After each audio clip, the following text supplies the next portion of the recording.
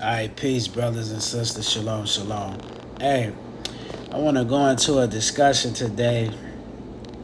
I want to talk about a comment that Special Ed made on DrinkChamps. And he was talking about how NWA had brought the era of destruction to the hip hop community. And I would have to agree with him in terms of entertainment. Now, before I go into this, even though NWA was used by the Jewish community or the big boys to bring forth to destroy rap, we got to understand that a lot of these rappers from New York, they got their style and their swag and the way that they did things from quote unquote the drug dealers that was controlling a lot of the industry, the streets out there in New York. So, and also a lot of those conscious rappers that were saying great things on wax when it came to rap and giving storytelling, a lot of them were hypocrites just as well. Is because they didn't really take care of the black family like that, and a lot of times they was using the black woman just as well too. So even though he's right to a certain extent, if you're going to go to the genre of rap, excuse me, and how it changed to what we looking at today, not just NWA, but the Dog Pound just as well, we got to understand that just because a lot of those guys, they were quote unquote rapping, they wasn't using profanity, they would talk about the queen and all this type of stuff, a lot of them, they were Rolling Stones just as well. So we can't put that all on NWA, because just because they weren't calling women bitches and hoes back then, but they still treated women like bitches and hoes, is because a lot of times they were having kids by these women, and a lot of times they weren't taking care of their kids either. So when I looked at that, I agreed with what he was saying, is because see, I came from that era. I came from the era when NWA first started. That was around 1986, 87. And they brought a certain type of flavor to the rap industry that a lot of those guys from New York, they couldn't combat. See, they couldn't combat quote unquote that gangster music. Is because it's like sports. Like the 70s era was the 70s era in sports, basketball, right? But when the 80s started, the 70s faded out. And just like when the 80s was considered the era of basketball, when the 90s came on the scene, eventually the 80s era faded out, and so on and so on. So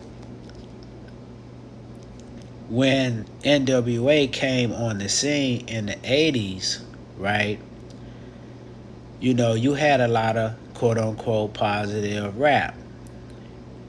And they had good messages behind what they were saying. But see, I think what Special Ed is messing up on too is that the rap industry was not controlled by the so-called black man.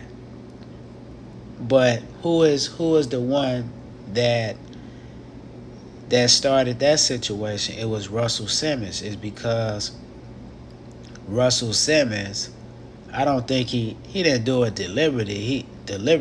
He's a businessman. He introduced hip hop to what you would call MTV, etc., things of this nature. When a lot of times in the 80s, hip hop was looked upon as some type of bubblegum situation, and they didn't look at it as something that was going to be lucrative for the generations to come. You know what I'm saying? Right? So, you know, when they started to do biz, when they saw that it was going to be lucrative, then they started to like pay attention to it. That's why we got like, I think it was the music box. You got Yo MTV Raps, things of this nature, and a lot of it was fun. It was entertaining. But I think that Special Ed also, he has to agree that even though NWA brought a certain type of when we look at the first concept of drill rap, they were the first concept of that. But why is it that the so-called white man is controlling it today? It's because of Russell Simmons. It's because they did business with a lot of these Jewish philanthropists, and later on they end up controlling what you would call the rap industry. Rap is controlled by Caucasians, so they eventually started to do what? Fade out a lot of the rap, because when NWA came out, they had so much of a buzz. And not just NWA, you had Too Short just as well. They had so much of a buzz that a lot of the people, they weren't really listening to like Special Ed and a lot of these different people that was considered the gurus of rap. You know what I'm saying? Rakim, you know, a lot of the greats that was on the scene, KRS-One, they weren't really too much listening to them anymore. So they took rap to a whole nother level. You know what I'm saying? And it did destroy the way that we viewed a lot of things. It's because a lot of the stuff that I'm saying, that even though Special Ed and them is right about how NWA destroyed certain aspects of rap, but we got to understand that rap was already controlled by the so-called white man. See, they was already controlling it. So if you can't control it, if you don't control something that you created, then everybody else can come in it and they can do whatever they want to do with it. But I agree, they were the fathers of what you would call gangster music. They was the fathers of it. And, you know, when you go back to it, I would say NWA, Too Short, Ice-T. And I would kind of throw Kool G Rap in that situation too, is because even though Kool G Rap talked about a lot of that stuff, he did have a message behind it. You know what I'm saying? But see, when you're a young kid and you don't really have positive role models, and you looking at this stuff on television, you can't, a lot of times we can't look at TV and understand that it's just entertainment, because a lot of times we don't really have positive role models in our households. And see, your role model is really your father and your mama. You know what I'm saying? And I would kind of throw your brothers and sisters in there too. See, a lot of kids don't really have that. See, so a lot of times when we look at television, we look at these people on television, then we start looking at them as our role models. So I agree with him that they did destroy rap, you know what I'm saying, to the extent whereas we started to like disrespect one another. And then later on, we got people like Tupac, even though we love Tupac, he was a charismatic character, but he too, see, that Biggie Smalls, even though, we had a lot of love for Biggie too, see, they too brought a certain type of flavor, is because back then you used to battle people. See, what's his name? I can't think of his name right now.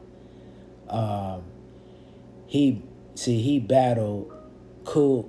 He battled um, not Cool Mo D.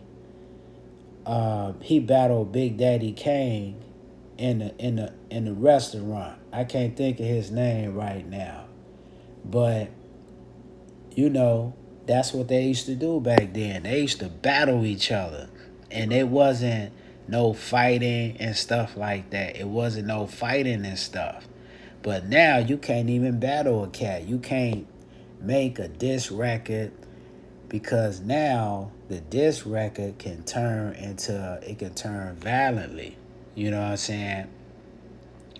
And see, that violence, I wouldn't so much say that it came directly from NWA, but NWA was the fathers of that. It's because they brought a certain type of, you know, uh, see, they say let a hoe be a hoe. See, that was their mentality back then.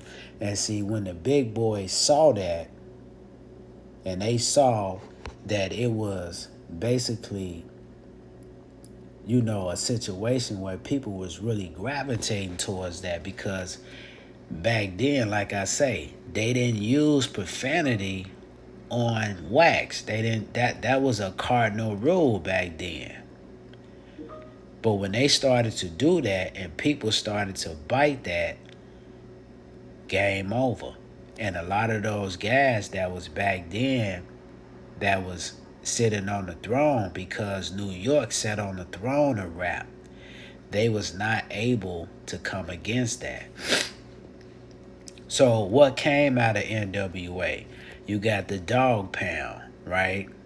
Then the Dog Pound, you got Tupac. See, they came out of that situation. And a lot of those New York rappers that was at the height, because you got to understand, New York is considered the mecca of hip hop. See, and a lot of those guys was unable to combat what those guys from the West Coast was doing, because they was very raw and they was very gritty. You know what I'm saying? And you know, Special Ed, he don't want to say it, but it is a level of hatred that New York had, quote unquote, for a lot of uh, states that took over rap. Because I hear this from a lot of different guys that's from New York. They say New York is losing it. Everybody used to follow New York. Now New York is following everybody else. So even though Special Ed made that statement, and he's correct, but it was a lot of jealousy from a lot of these guys from New York. See, it's because if you go back to the movie NWA, they put a certain type of thing into the script that, a lot of New York guys, they didn't fool with a lot of people from other states. They didn't do that. See, They didn't do that. So if you are the fathers of hip hop, things of this nature, then you supposed to be able to like grab hold to a lot of people that's trying to follow after you. See? So you can be able to like raise them properly on how to do certain things. And they wasn't doing that. If you wasn't from Queens, if you wasn't from Brooklyn, if you wasn't from the Bronx, they weren't really messing with you like that. See? So when you had a lot of these guys that was following a lot of those guys from New York, when they started to like, because look, rap is just like sports. Some of the greatest guys that do entertainment comes from where? Poverty, brothers and sisters. They come from poverty. You know what I'm saying? So, and some of them guys from LA, they knew that some of them guys from New York didn't really fool with them like that because they used to travel back and forth from there. See, a lot of those guys, they knew those guys from New York. They weren't really fooling with those guys. And New York say that. They weren't really fooling with people from Chicago, from the South, from blase. See, they will come to their areas if they want to sell drugs and things of this nature, but they weren't really fooling with people like that. So even though Special Ed is right in his statement, but see, the guys from New York, they didn't control rap. They didn't control it. And we don't control it even to this day. The European controls rap. See? So they're able to put whatever they want to put on television. See? If they want to put the gangster with the gold chains and he's calling the woman a bitch and a hoe and stuff like that, they can do that is because they control the post. They are the real puppeteers behind the puppet. See? So the lesson is if you create something, you got to make sure that you maintain your control over the object that you create. You know what I'm saying? It's just like if you create a car. They're not going to send it over to another country and allow them to control it. They're going to give you $45 billion. But they going to make $45 billion a year off of the mass production, of the cars that they making. So even though you're a billionaire, but you don't control the thing that you created, see? And that's the same thing with rap. That's why it's out of control. So if the guys from New York would have controlled it, and they had different people coming into it that love the art of what you would call street poetry, they could have did what? They could have molded them a certain type of way. But like I just said, a lot of them guys from New York, they weren't fooling with a lot of us and stuff like that. So even though he's right, but it's their fault just as well. See, it's their fault because how you create something and you allow somebody else to control it. So with that being said, brothers and sisters, I just wanted to talk about that for a second, because his statement was right, but it's a lot of stuff that goes on behind the scenes behind that. So with that being said, peace, shalom.